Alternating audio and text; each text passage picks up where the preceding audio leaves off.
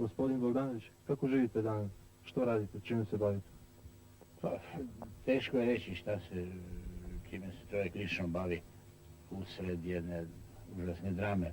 A kad me već pitate, pokušavam da se nečim bavim lično. Pokušavam da sastavim sat, dva nad rukopisima, da sređujem svoju arhivu, da pribiram stvari koje su mi rasute posle preseljavanja iz ateljeja. Ja sam izbačen iz ateljeja i nasilno preseljen pre godinu dana mi je dokučeno rešenje, a pre par mjeseci to je izvršeno. Ali se u suštini ne bavim ničim. Rastrojen sam i stvari doživljavam veoma teško. Znate, ono kad sam iz Sarajeva čuo o tome da trešti Dubrovnik, da je Srđ pogođen i tako, ja sam prvi put u životu mislio da ću dobiti infarkt. Znate, to je moja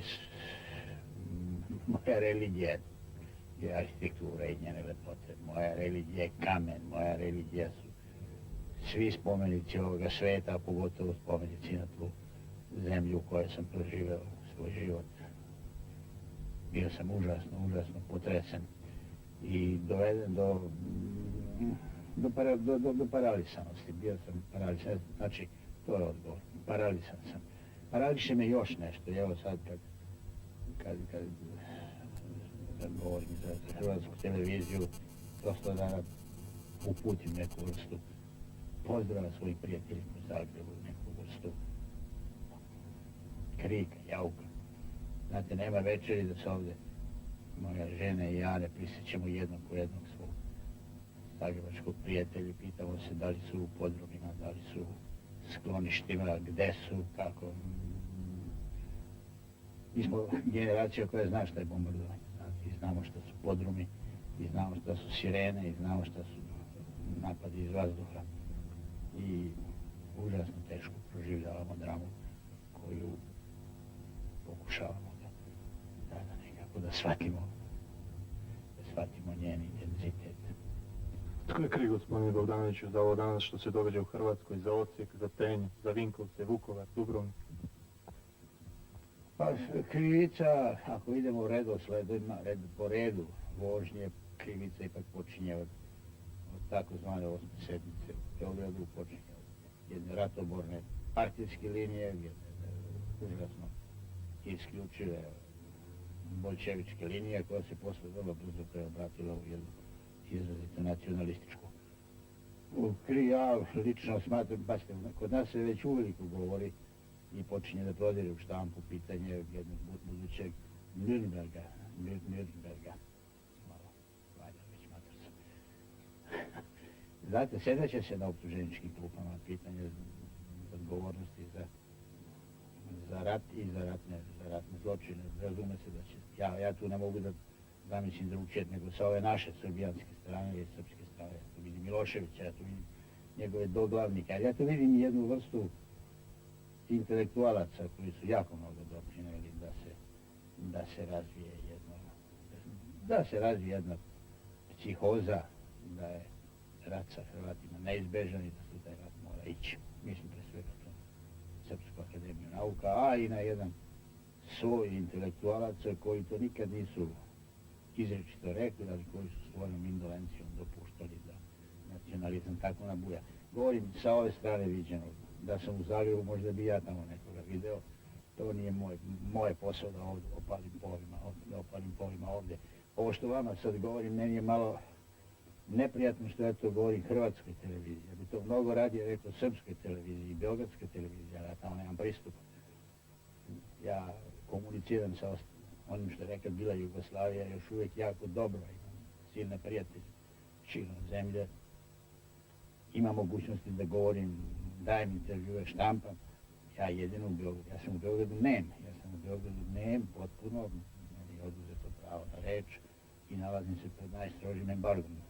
Zašto me se toliko plaše? Ja ne znam, ja mnogi danas kritikuju, mnogi mogu da kažu nešto. U svakom slučaju, kako je tako. Vidite, mnogi srpski pjesnici, pisci, javni radnici, djelatnici uključili su se u tu Miloševiću, boljševičku, komunističku, agresorsku kampanju, dozvolili su da ih se uhvati u to kolo ili su se sami uhvatili u njega. a vi niste. Ima li sličnih vama u Beogradu, u Srbiji? Da nema, znate, ja imam jedan krug prijatelja, ja mogu sad nasumice da nabrajam imena, Kovač, Filip, David, ova grupa, cijela grupa ljudi oko vremena, nedeljnika, ona je, onda uvidjelci su vrlo dobri dečaci, dobar mlad svet, ali bojim se da je to ipak jedan intelektualni, jedan poseban intelektualni sloj izvan ove nacionalističke inteligencije i da se mi itekako dobro razumemo i sve, ali Nemate prostora da govorite. nema se prostora da se govori, a postoji jedna duboka indoktrinacija naroda.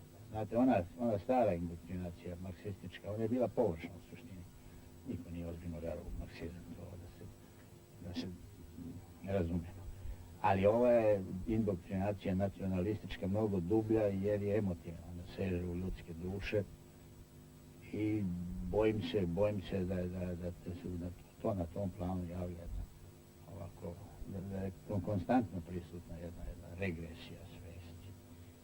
Gospodine Bogdanoviću, čime je Slobodan Milošević zaveo srpski narod? Što mu je ponudio? Koju mitologiju? Koji cilj? Koji san? Nije on prvi u istoriji. Mnogi su narodi bili zavedeni i veći, pa hoćete i mudri od srpskoga. Neko ko je uspeo Nemce da dovede do onoga ludila do kojeg su stigli u prošlom ratu. Italijane. Mislim, ti demoni, politički demoni su poznati u istoriji. Ja mogu samo sada ovako, slobodno, amaterski da razmišljam.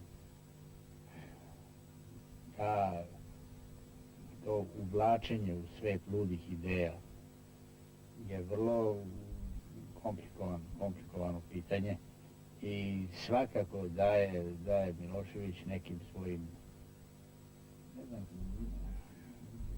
nekim sofizmima, nekim naopakim rezonovanjem, nekom izvrnutom logikom uspeo da povuče ljudske misli. Riječ je o mentalitetu, riječ je o jednom mentalitetu koji je njega prihvatio, jedan mentalitet koji je bio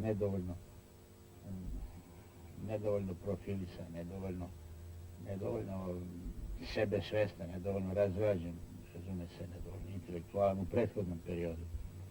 Ljudi koji nisu znali ko su i šta su, znate, pa su išli na konferenciju mesne zajednice, sad su jedan put dobili mogućnost da se sete da su nešto, šta su nešto, sad su oni Srbi, sad su oni dobili svoju istoriju koju nisu znali, da smo mi deci normalno istoriju predavali normalno u školama ko što se predaje svuda u svetu, neka imala danas za njih to razorno dejstvo, a danas otrovno. Onda im se pojavljuje religija koja im je bila uskraćena, sad ne znam, čini mi se da im ona nešto pruža više od onoga što religija može da pruži, što je njeno. Tu je vrlo težak, mislim, teško bismo mogli udveti.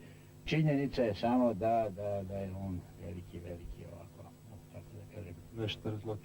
Neštar zločina, ali ja mislim da je on i pritom još i više izvršilac no što je onaj koji je to koncipirao. Ja ipak vidim da je to greh je tu, to